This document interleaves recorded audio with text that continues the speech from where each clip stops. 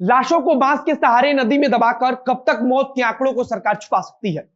कब तक एक दूसरे के ऊपर आरोप और प्रत्यारोप के भरोसे सरकारें आम जनता की जिंदगी के साथ खिलवाड़ करती रहेंगी? आखिर कब प्रशासन अपनी गलतियों को मानकर अपनी जिम्मेदारी समझेगा? उत्तर प्रदेश और बिहार दोनों राज्यों में लाशें गंगा नदी में फेंकी जा रही हैं, लेकिन दोनों ही राज्य सरकार इस बात को मानने के लिए तैयार नहीं है। बक्सर जिला प्रशासन गंगा में आ रही लाशों के लिए उत्तर प्रदेश को जिम्मेदार मानता है, तो वहीं खुद बक्सर के घाटों पर काम करने वाले और वहां अपनी जिम्मेदारी निभाने वाले बता रहे हैं कि किस प्रकार लकड़ी की कमी से लोग लाशों को गंगा नदी में बहा रहे हैं। गंगा नदी में लगातार आ रही लाशों को लेकर बीबीसी समेत एनडीटीवी तथा अन्य निजी समाचार चैनलों ने सरकार के पोल को खोला है।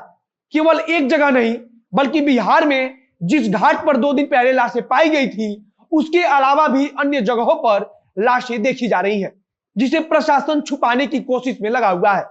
बक्सर से लेकर उत्तर प्रदेश के गाजीपुर तक गंगा नदी में तैर रही लाशों पर वहां के प्रशासन का क्या कहना है, उसके बारे में आगे बातचीत करेंगे। नमस्कार, मेरा नाम है मोहित कुमार सिंह और आप देख रहे हैं जनता जंक्शन का विशेष कार्यक्रम एक्सप्लेनर।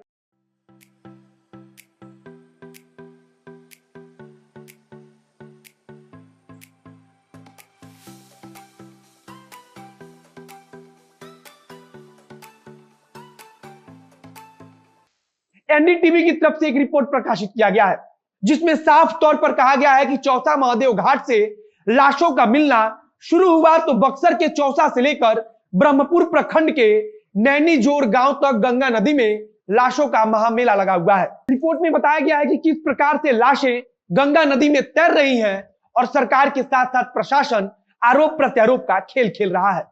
रिपोर्ट में बताया गया है कि चौसा महादेव घाट के बाद बक्सर जिले के ही बड़का गांव के पास गंगा नदी में दर्जनों लाशें दिख रही हैं। बक्सर के ही बड़की नैनीजोर घाट और बिहार घाट पर भी लाशें नदी पर तैरती हुई पाई गई हैं, जिसके बाद प्रशासन के द्वारा उन्हें दफनाया जा रहा है। एनडीटीवी के अनुसार कुछ जगहों पर प्रशासन ने लाशों को गंगा नदी में वापस डुबोने के लिए आदमियों को तैनात किया है। एनडीटीवी ने बातचीत किया तो पता चला कि उन्हें लाशों को डुबोने के लिए कहा गया है। इसी रिपोर्ट में लाश को डुबो रहे व्यक्ति के हवाले से बताया गया है कि सीओ साहब के आदेश पर लाशों को छुपाया जा रहा है। इसी रिपोर्ट में बिहार घाट के स्थानीय मछुआरे के हवाले से लिखा गया है कि लोग यहां लाश लेकर आते हैं और लकड़ी के अभाव में उन्हें गंगा जी में फेंक देते हैं। अब अगर स्थानीय मछुआरे इस बात को बोल रहे हैं कि लोग लाश लेकर आ रहे हैं और लकड़ी की कमी से गंगा नदी में फेंक रहे हैं, तो फिर किस आधार पर प्रशासन केवल उत्तर प्रदेश से लाश बहकर आ रही है, इस तरह का दावा कर सकता है? कुल मिलाकर कोरोना की असल तस्वीर काफी भयावह है। सरकारी आंकड़ों से दूर नदियों में आ रही लाशें बता रही है कि सरकारी आंकड़ों और उनके दावों में कितनी सच्चाई है। बिहार की सीमा से सटे गाजीपुर के जिलाधिकारी का यह मानने को तैयार नहीं है कि उनके यहां गंगा नदी में लाशों को बहाया जा रहा है। हालांकि अलग अलग रिपोर्ट्स को पढ़कर इतना तो समझा जा सकता है कि लाशों को नदी में दोनों तरफ से बहाया जा रहा है, लेकिन दोनों तरफ से कोई भी इस बात को मानने के लिए तैयार नहीं है। इधर केंद्रीय मंत्री अश्विनी चौबे ने उत्तर प्रदेश सरकार से बातचीत की है। उन्होंने जो लाशें बहकर बिहार पहुंच रही हैं, उन्हें रोकने का आग्रह किया है। एक बात ध्यान देने वाली है कि उत्तर प्रदेश या फिर बिहार के बीच इस बात को लेकर चर्चा चल रही है कि लाशें किसकी हैं। इस बात पर कोई चर्चा नहीं चल रहा है कि आखिर जब इतनी लाशें नदी में बहाई जा रही हैं, तो फिर स्थिति कितनी खराब हो चुकी है। बक्सर प्रशासन की तरफ से उत्तर प्रदेश और बिहार सीमा के बीच नदी में जाल लगवाया जा रहा है, जिससे लाश बहकर इस पार ना आ पाए। दैनिक भास्कर ने भी अपनी रिपोर्ट में लिखा है कि गांव के लोगों के अनुसार 1-1.5 महीने के दौरान गांव में अचानक मौतों में इजाफा हुआ है।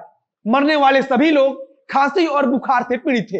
दैनिक भास्कर में भी लिखा गया है कि चौसा शमशान घाट पर आने वाले ज्यादातर शवों को सीधे गंगा में डाल दिया जा रहा है। सारी रिपोर्ट को झूठा बताकर प्रशासन क्या साबित करना चाहता है, मुझे नहीं पता, लेकिन इससे यह बात तो साफ हो जाती है कि प्रशासन अपनी गलतियों को छुपाने का एक नाकाम कोशिश कर रहा है। एक वीडियो भी सामने आया है जिसमें एक शख्स यह बता रहा है कि इलाहाबाद की 12 चौकी के पुलिसकर्मियों के कहने पर उसने गंगा नदी में शवों को लाकर फेंका है। अब इस वीडियो को लेकर भी अलग तरह की चर्चा चल रही है। वहीं उत्तर प्रदेश के गाजीपुर में भी दर्जनों शवों को गंगा नदी में बहते हुए पाया गया है। इसके अलावा पटना हाईकोर्ट ने भी बिहार सरकार से लगातार मिल रही लाशों के बारे में जवाब मांगा है। फिलहाल स्थिति के बारे में सुनकर और पढ़कर आप गंभीरता के बारे में समझ सकते हैं। वीडियो को यहीं पर समाप्त करते हैं। फेसबुक पर देख रहे हैं तो पेज को लाइक कीजिए, यूट्यूब पर देख रहे हैं चैनल को सब्सक्राइब कीजिए। मिलते हैं फिर बहुत जल्द अगले वीडियो में। कैमरे के पीछे खड़े हैं पीयू चौरसिया और मैं मोहित कुमार सिंह। धन्यवाद।